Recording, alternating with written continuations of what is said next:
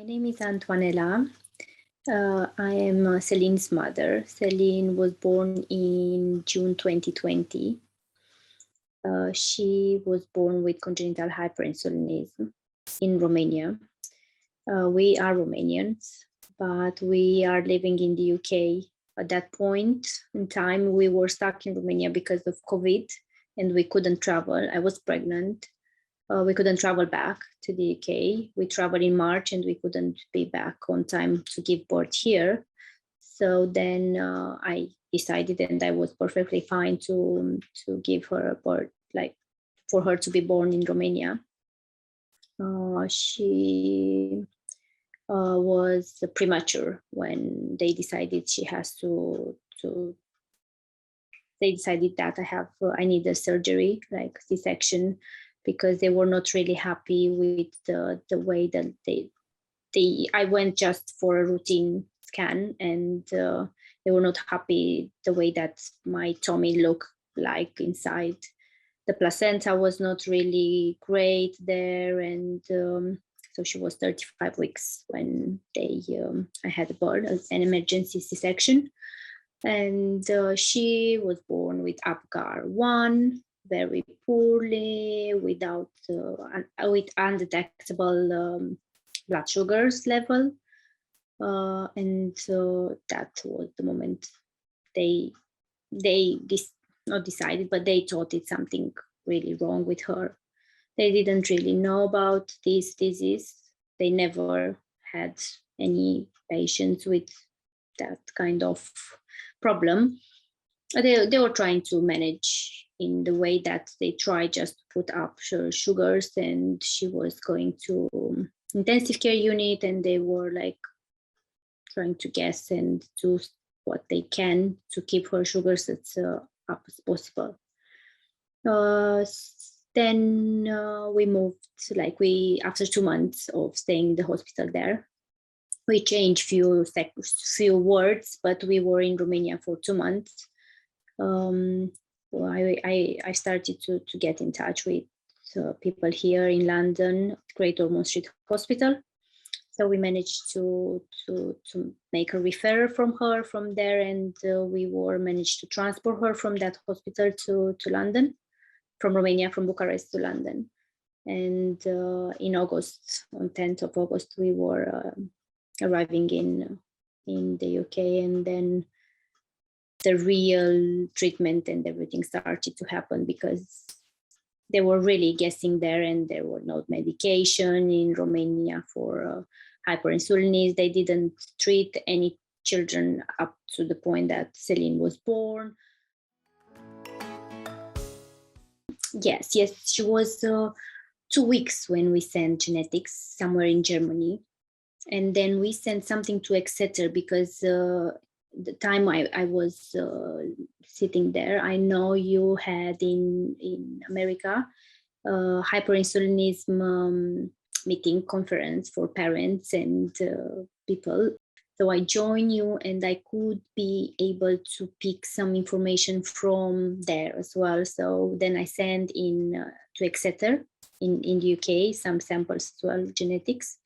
And that came back the same, like ABCC8. So UK used also the genetic coming from Exeter. It's very unusual, because she has a variant in a gene. It's the gene, a mutated gene from my side, which is, it can be a cause for her hyperinsulinism, but from my husband, it's just a variant. It's not, it's unusual. It's very new. Like they never had that in research yet. So, but it's kind of, it's ABCC8 till now. Like we can say that's the cause. Today she's still not very, so we had dioxide for a year and almost 2 years, but we changed with lanreotide because she's still having lows. If I think it's one every day, there is not pattern of that, but obviously she's active, she's running around, she's playing, she does lots of effort. So it might be that, might be something else. She's nil by mouth, so she doesn't eat. She is on gastrostomy feed. So we're trying just to manage from that point of view her sugars, and we encourage her to play, but still she didn't get there. So that's one, which the first challenge, but it's getting like a routine now, having gastrostomy. It was a lifesaver at that point. It was hard to accept, but it was really good for her, like having that and just managing from there, because she was vomiting for a year and a half, a lot. Yeah.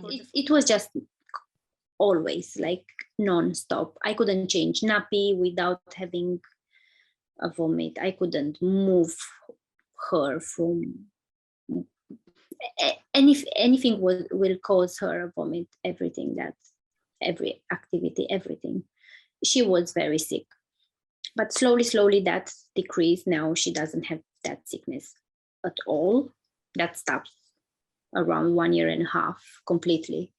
So now we're encouraging her to play and to, like, we would like her to eat properly, but it takes time. She's exploring a lot now. She does put her lips and tongue on various foods, and she will just play, try, which is fine, but she won't eat. So that's one challenge. Sugars are fine. She was always manageable. Always. We didn't have any issues. She has breaks 2 hours in between feeds during the day. She's continuous overnight. But every time when she has a low, if I give her 10-20 meals of pediatric peptide she's on now, the drink, she will be fine. She will be very fast with sugars up, and that's it. Like, we don't have any issues controlling the sugars, but we have the issue not keeping sugars long. So she's not yet able to fast more than 2 hours. She is 24 hours supervised. Like, there is no way to, apart of the hours that she's not in nursery, she's always constantly, it's a routine now, but yes, we're looking out for sugars all the time, and we try to manage if it's necessary. So it's non-stop with somebody. My parents moved over in summer to help us. I had my mother-in-law for 2 years before, helping with Selyn, like with her and me around them. And now my parents are here, so my mom does the job. She's always with Selyn. I help, of course, or she's going somewhere. I work, so I'm going to work, but then today I'm off. So I keep a day off a week, just in case I have to do something, to deal something for Selyn, to go to appointments, for example, in January, we had admission in the hospital, and every week we had an appointment to various specialists. So I try to keep a day during the week to go. And weekends, I'm always home.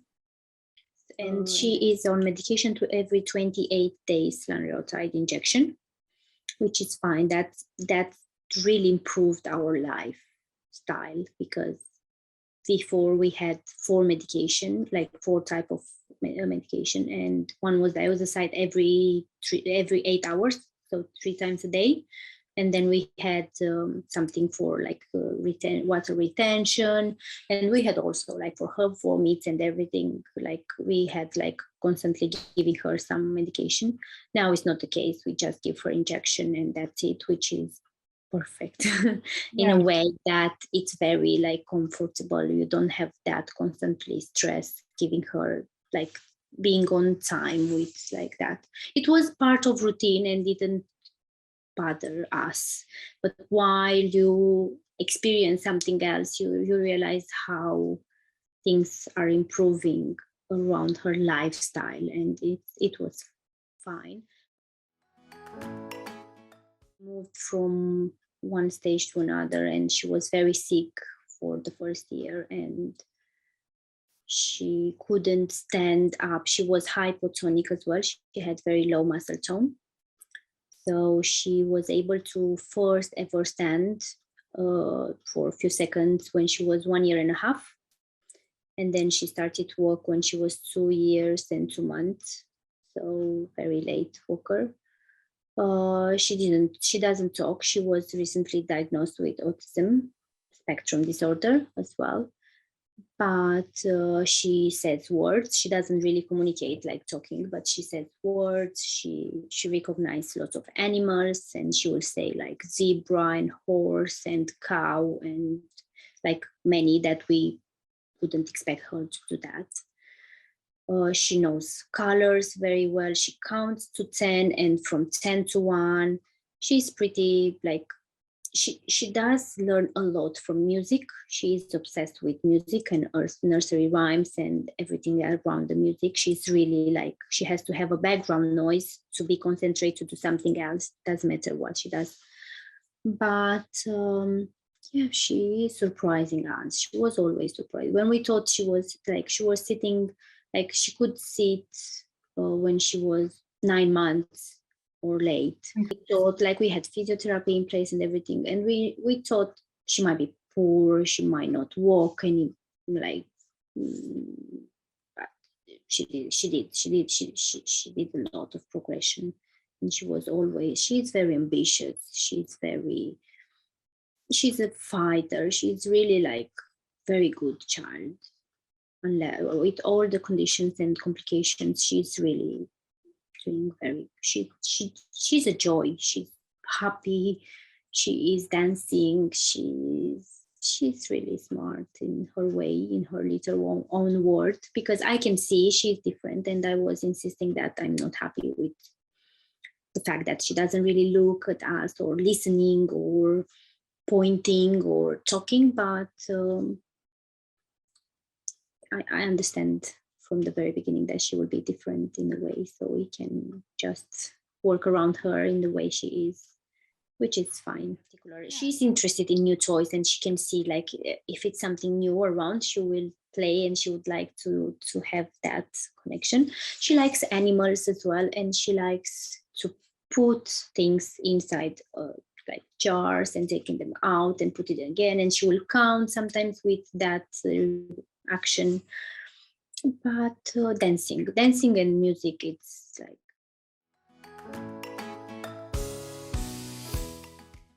every time when I was talking about Selyn, and it was really hard, but now I'm getting not stronger, but I really know that I know there are people much worse than we are, and I know I met people like with other conditions, they really don't get anywhere. Probably they will just have very difficult situation all the time, which is not our case. I'm glad we are in the UK. I'm glad she has access to education. If I would be now in Romania, I would probably have being depressed and not having a job anymore and just looking after her, or being in the hospital still. I don't know. But UK is different. They give you support. They count on you as a parent, and they really know that you can be very. They really put you somewhere where you should be, because you are constantly with the children, and you should be okay yourself then to help them. So Selyn has access to education here. They were receiving her in a nursery with a gastrostomy and putting her feeds and controlling her sugars, and they do really good job. And I thought we would never get there, or one can look after her like we do. We are receiving now continuous glucose monitor for her, because that's part of our research. Manchester Hospital does some research with Dexcom, but that's not coming funded from NHS. So we will end having the sensors soon, which is sad, because that gives us a clue. If the sugars are getting low, we can then measure, and we can see where she is with capillary sugars, and then we can just decide if it's something to do or not. But actually the local application was rejected, which is a shame. Like they won't give her that we will try to find solutions ourselves, and we will try to get something in replacing that. But of course, everything, I know she is young, and I know the medicine can innovate in future, and I know it can be something that will, another type of treatment, or I don't know, replacing the pancreas, or who knows, something that can change the life. But yes, we are open. I was always open to be part of research programs, or to take part of any kind of things that will help HI researcher to build, and to, of course, I know it's hard sometimes for her. She doesn't cope well with hospital, but if I can do something like today, or if I can do something like I did with the Dexcom, which is, it was helping us as well, I don't mind. I really like to be part and try to build something for the future, probably generation, not eventually for Selyn, but maybe in 15, 20, or anything, in any point in this life, they will find something based on children with hyperinsulinism, or people that have the disease. It's the best way to research, just trying on them.